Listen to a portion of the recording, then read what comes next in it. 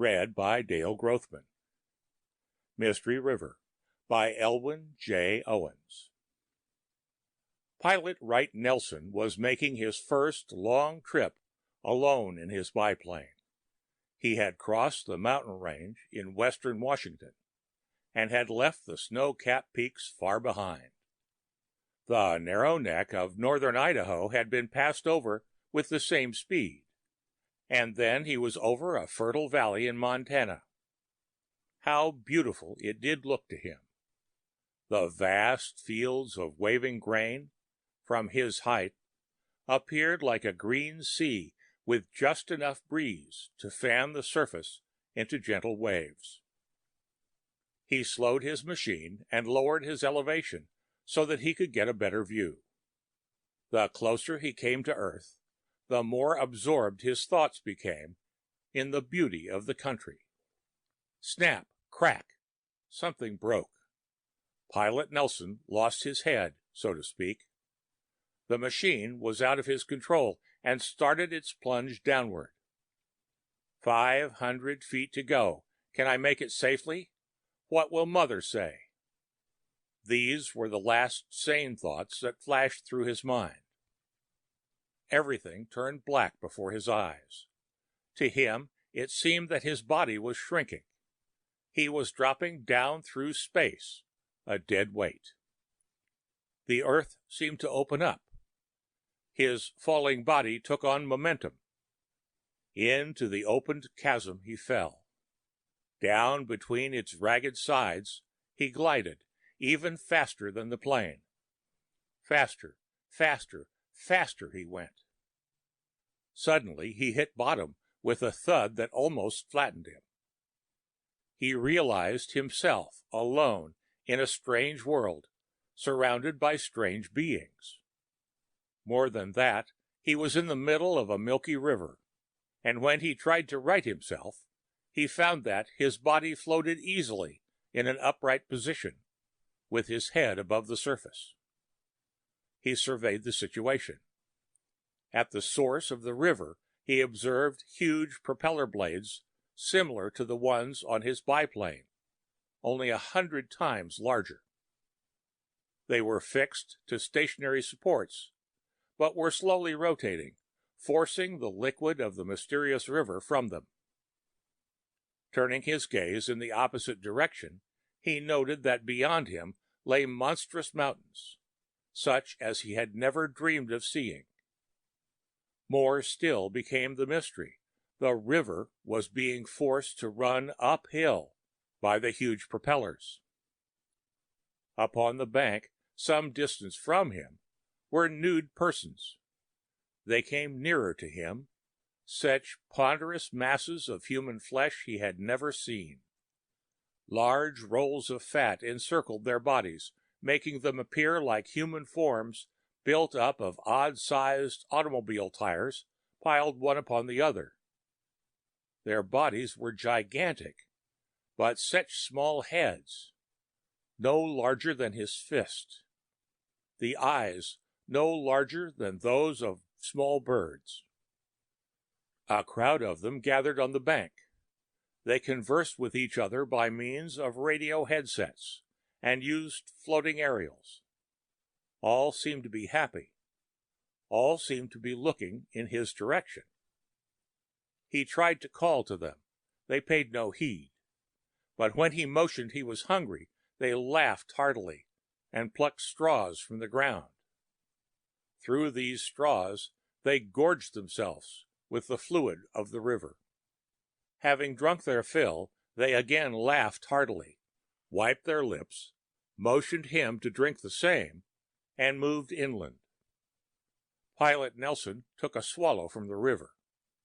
It nauseated him for a few moments.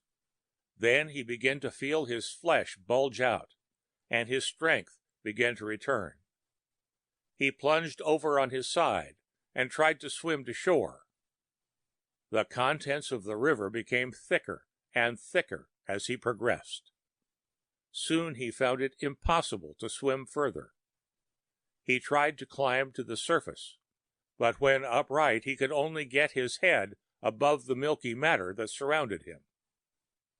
Soon he saw the inhabitants moving in large processions in the direction of the huge propellers at the source of the river. They threw large, tangled masses of wire above their heads. These, too, floated in mid-air, and he discovered that they were aerials, very much similar to the ones used in conversation, only many times larger. They snatched electrical current from the atmosphere. The propellers began to turn more rapidly. They began to spin. The contents of the river began to move more rapidly up the inclined bed, and he was carried with it. Besides being forced to flow uphill at a rapid rate, the river contained several whirlpools.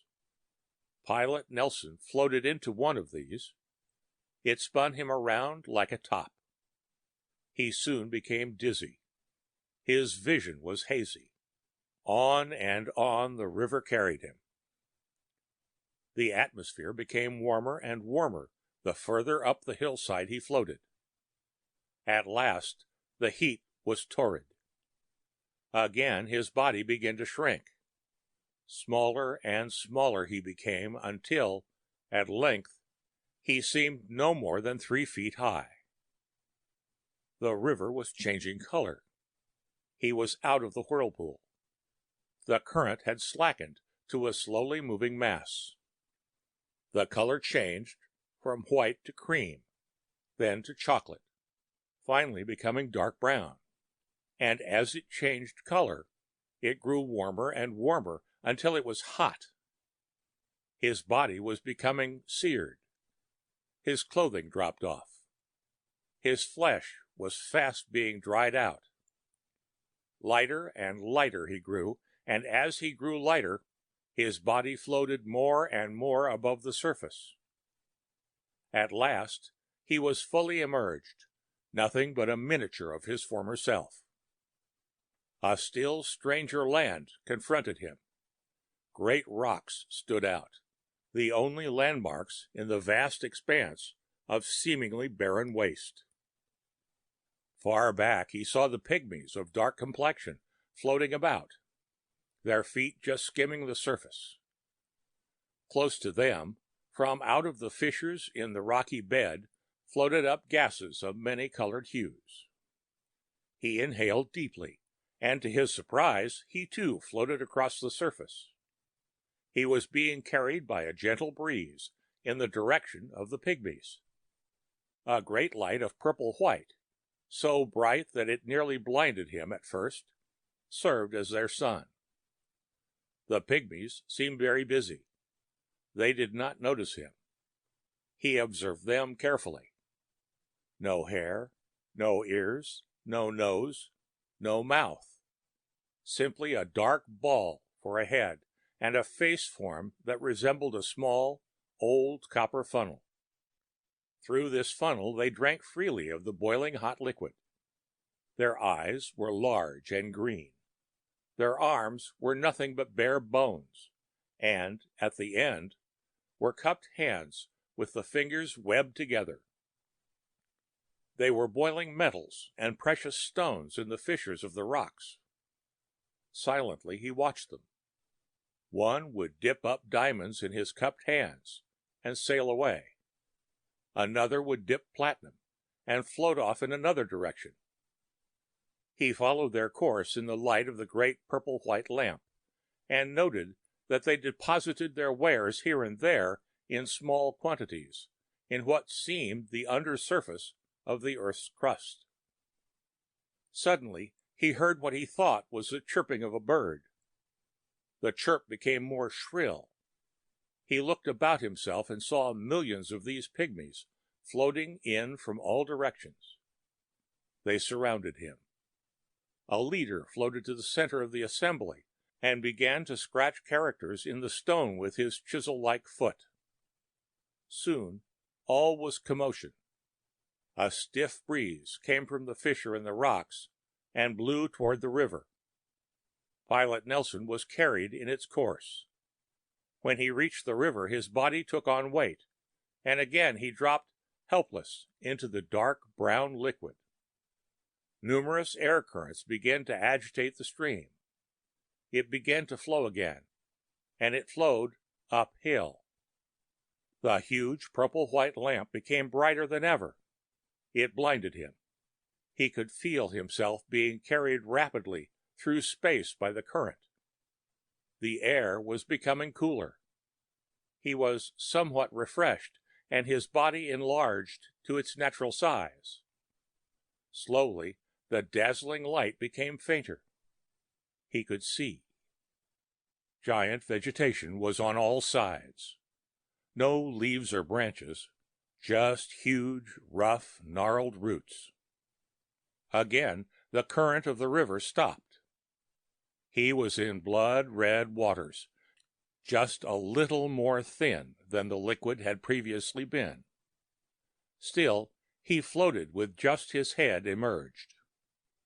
Mammoth animals were feeding upon the roots. Animals with skin like elephants, and legs no more than a foot long, 20 of them on a side. Their jaws resembled massive stone crushers. As they chewed into the vegetation, with sickening sound, a red fluid came freely from the roots. This the animals gulped up greedily, allowing only a small quantity to stream from the corners of their mouths. They drank their fill and soon became as large as the gas bags of dirigibles. They fell asleep where they fed. Thunderous shrieks rent the air, and Pilot Nelson heard the flapping of monstrous wings. Vultures, with wings 60 feet long, came to the spot. As they came closer, he observed that they had sword-like bills from 6 to 8 feet long. To him, they paid no heed, but attacked the sleeping animals, plunging their bills into their prey. Blood ran in rivulets from the struggling beasts. The sight became too much for Pilot Nelson. He tried to move, but found that he was paralyzed with horror. He sighed. To his surprise, his sigh was as loud as the sound of a locomotive whistle. The vultures were attracted by his involuntary expression. Overhead and about him, they circled in numbers, flapping their long, ponderous wings violently. Waves began to form on the surface of the river. Soon it began to move slowly. Again it carried him up the hill. Feathers of immense size dropped on all sides of him. A down from them seemed to fill the air, which his sight could not penetrate. Slowly the river flowed on. He was his normal size, but he had grown weak. In time the air cleared of the feathers, and he could see. The light was like a summer day when the sun was out of sight. He was slowly floating into a great lake set amongst numerous mountains. Its contents was murky green. When he floated upright, his feet occasionally touched something. Soon he could stand on its bed. The current ceased, and he found himself in dead water. Such a dreadful odor. It was terrible, as of dead things. On the far shore he could see green vegetation, the same shade as the water.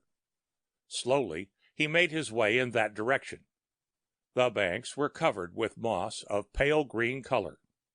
Such long, hairy moss, all a tangled mass. Through this he dragged on, almost fatigued. Little bushes covered the soil in front of him. He paused to examine them. Small, square leaves completely covered with worm nests, warts, and other growths. The branches seemed to be covered with silken ash, which fell at his touch. In his wanderings he came upon a spring of water, the first natural thing he had seen. But it had a peculiar taste. He investigated its source. Instead of flowing continually, it spurted in jets. He observed more carefully.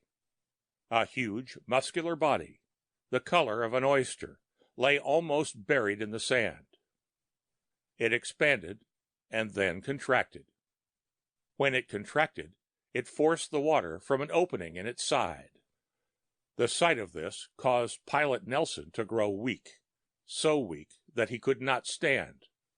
He dropped down to rest. Almost immediately, a large, grass-green spider spun a thread across his chest and attached the end to the vegetation on the other side. Back across his legs, the spider spun another thread.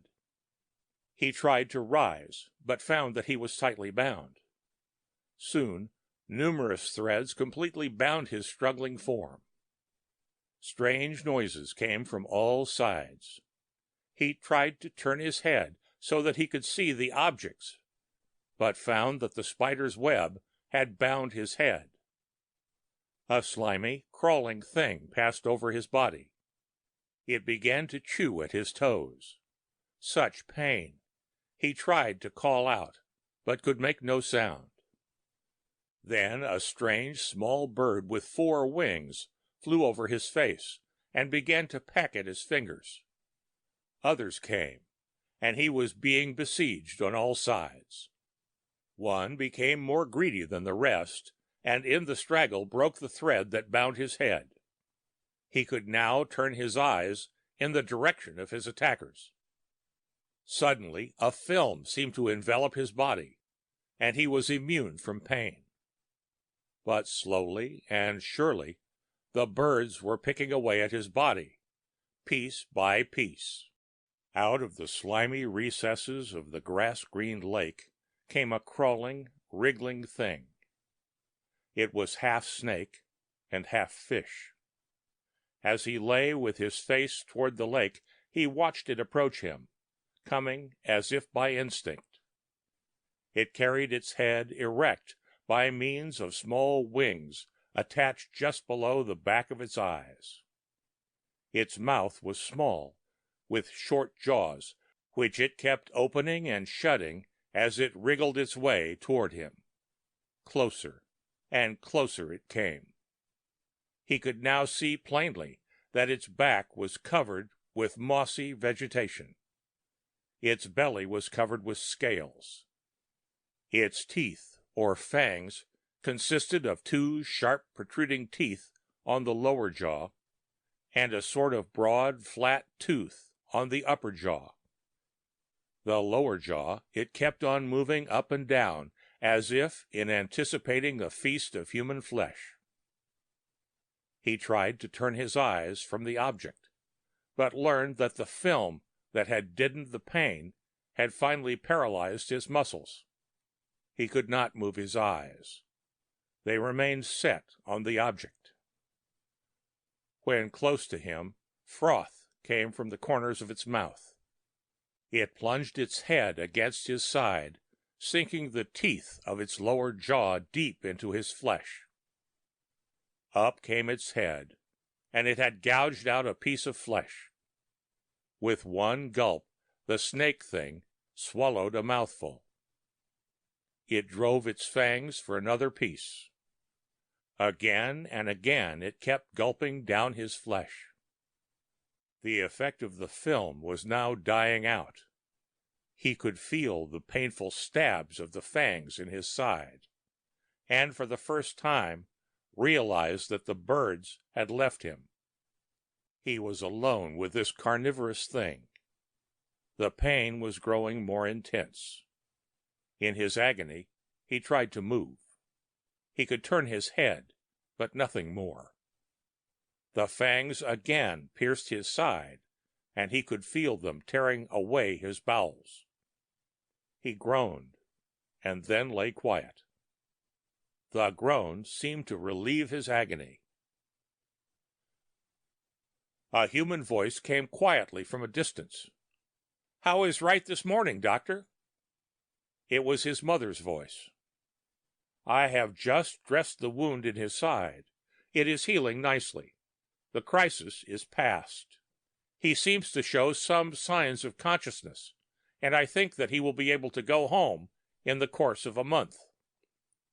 Pilot Wright Nelson opened his eyes and found himself in a hospital, his mother at his bedside. A smile showed in the corners of his mouth. "Did the plane land all right, Mother?" he asked in a whisper. "Yes, it is all right. But do you know that you have lain here for 5 days without showing any signs of life while I worried about you?" She leaned over and kissed his cheek. "Are you going to fly again?" she appealed. "Never. I saw too much," was the quick response. The end of Mystery River by Elwin J. Owen.